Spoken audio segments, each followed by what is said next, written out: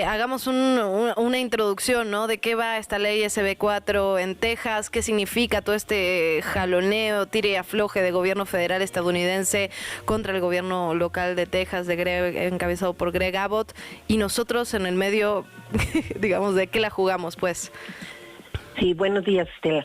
Pues justamente esta ley SB4 que fue publicada, y también esto es importante, Greg Abbott publica y firma simbólicamente esta ley el Día Internacional de las y los Migrantes, el 18 de noviembre, y después se supone que iba a entrar en vigor el 5 de marzo. Desde que él la dio a conocer, empezaron las demandas en contra de esta ley por parte del gobierno federal estadounidense, principalmente al considerarla inconstitucional. El tema migratorio es de facultad federal y no de los estados. Entonces ese es el principal problema de la ley, que es inconstitucional.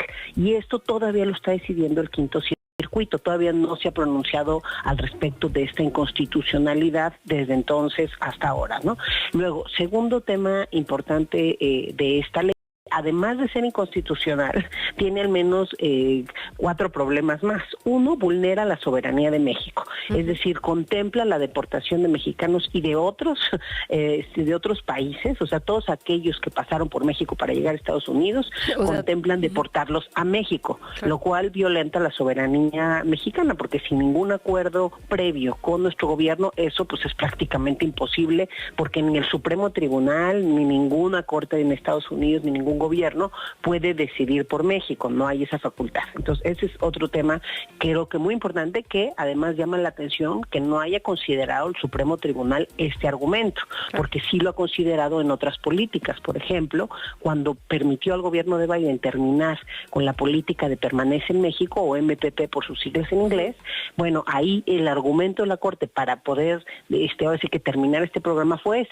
que al utilizar, digamos, el territorio mexicano para que los solicitantes de refugio esperaran del lado mexicano en ese programa, pues la Corte no podía decidir, no podía extrapolar, digamos, sus facultades a México. Entonces, qué lástima que en esta ocasión no logró ver lo mismo, y qué lástima también que la Corte, en esta votación que tuvo de 6 contra 3 jueces del Supremo Tribunal, tampoco vio las decisiones que la propia Corte estadounidense ha tomado en el pasado, porque ya ha habido iniciativas estatales del tema migratorio y la Corte siempre las ha bloqueado con el argumento que es un tema federal y no de facultad estatal. Luego, otro de los temas preocupantes es el perfil racial con el que se puede detener a las personas. ¿A qué me refiero? En un estado donde el 40% de las personas son latinas, el 26% mexicanas, hoy, pues si se aprobara esta ley o si se desbloqueara el funcionamiento de la misma, pues los policías a nivel local pueden detener por perfil racial, porque tampoco está claro, yo leí la ley completa, no está claro cuáles son esas causas probables por lo que la policía determine que alguien cruzó de forma indocumentada. Entonces eso pareciera reducirse a la aportación de rostro, pues, ¿no? O sea, a quien se parece migrante indocumentado y lo voy a detener. Y aunque eventualmente algunas personas pues puedan defenderse que no cruzaron documentadamente o son ciudadanos, etcétera, pues ya hay una molestia y una violación a sus derechos humanos y fundamentales. Y finalmente, también esta ley, pues le falta mucha claridad en la operatividad. No queda claro, al menos en el documento de la ley misma, cómo va a operar, con qué recursos va a operar también. Eso otro impacto puede ser el aumento de los impuestos de los tejanos, ¿no? Porque pues eso cuesta detener personas, en dónde las van a poner, el tema también de los jueces y la deportación. Entonces, al final es un sistema que proponen costoso, que va a salir de algún lado de los tejanos, entonces también va a afectar a la población en ese sentido.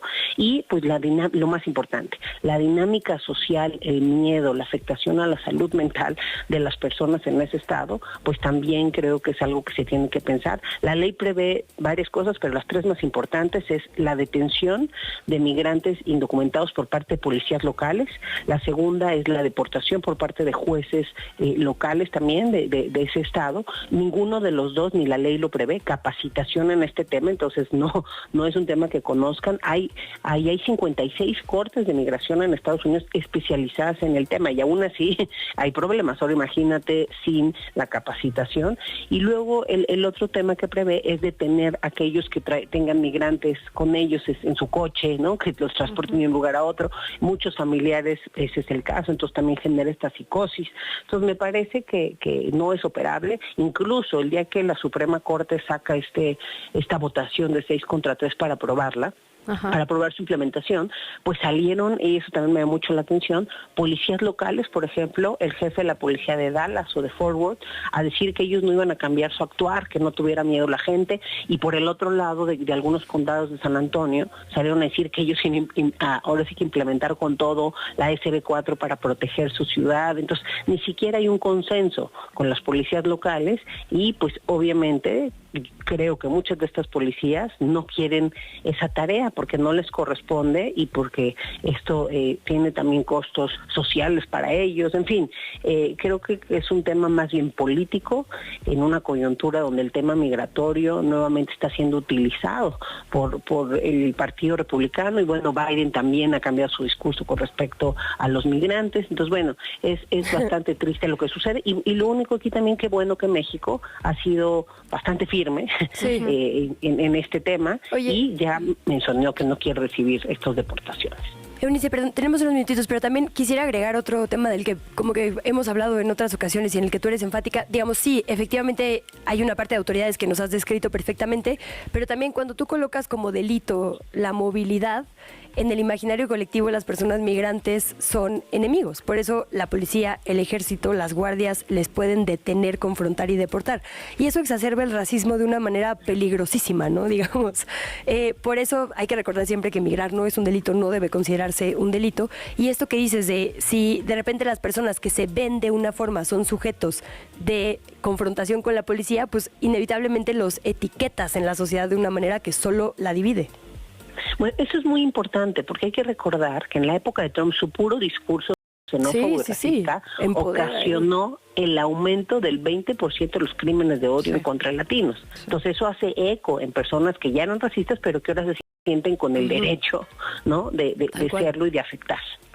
Absolutamente, Eunice. Preguntarte, ¿crees que es suficiente las declaraciones que ha hecho la canciller Alicia Bárcena respecto a este tema? ¿Qué más se podría hacer o qué más habría que hacer en este sentido? Yo creo que lo ha hecho bien la Cancillería, particularmente la canciller Bárcenas ha tenido una postura fuerte y clara con este tema, además de las declaraciones y estar pendiente del mismo. Bueno, sacó este amicus curiae que también pretende la protección de mexicanos para allá. Hay 11 consulados en el estado de Texas, entonces también al parecer los mexicanos van a poderse acercar también al consulado pues para asesoría jurídica, ¿no?, o eventualmente también para quejas, y que esto pueda traducirse en nuevas demandas, ¿no?, así, en caso de que se llegara a implementar la ley SB4, ¿no? Entonces, creo que en ese sentido ha sido muy positivo. ¿Qué es lo más que se debe hacer? Sí. Digamos, es que esto se aplique para todos, no solo para el gobierno de Texas, ¿no?, sino que si hay una eventual propuesta del gobierno federal, con Biden ahora o en su momento con Biden o Trump, que no volvamos a aceptar condiciones inhumanas, inadecuadas y completamente desiguales, como se hizo con el Título 42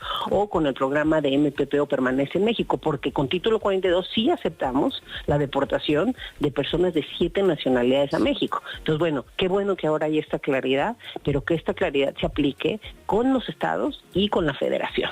Aprovechando, Eunice, que te tenemos en línea, déjame preguntarte por esta nota que aparece en todas las portadas el día de hoy relacionada con las personas venezolanas. México, al parecer, llegó un convenio con el gobierno de Venezuela para apoyarlos con $110 al mes y retornarlos a su país de origen.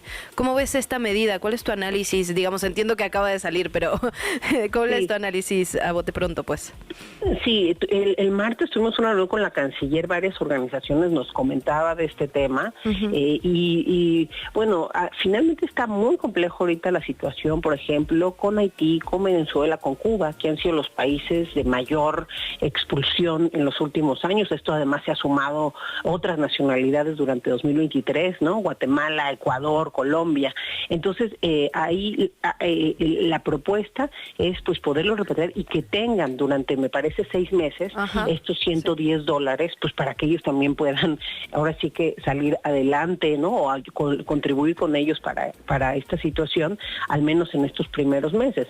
Y me parece que es una política de apoyo del gobierno mexicano adecuada, ¿no? Y sobre todo importante. Sin embargo, pues también creo que es importante seguir trabajando con esos países para las causas, porque pues al final estos $110 pues sí le van a ayudar esos meses y está ayudando además otro gobierno que no es el propio, ¿no?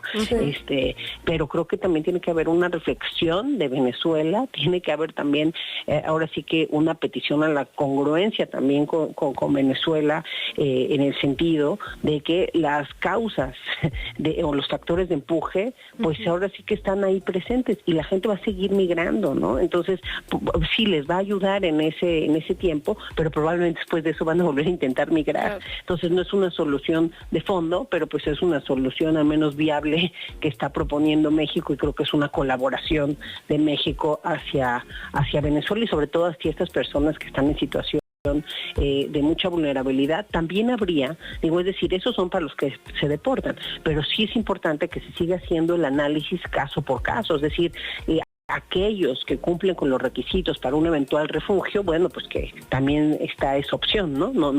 No solamente esta que hoy sale en todos los medios, y repito, pues que se siga impulsando a los países expulsores de qué van a hacer con esas causas que ahí siguen y que no solamente no se calman, sino que aumentan, ¿no? Y eso es lo que hace estos éxodos tan grandes. Yo creo que Venezuela es uno de los países con un mayor éxodo de los últimos años, al igual que Cuba.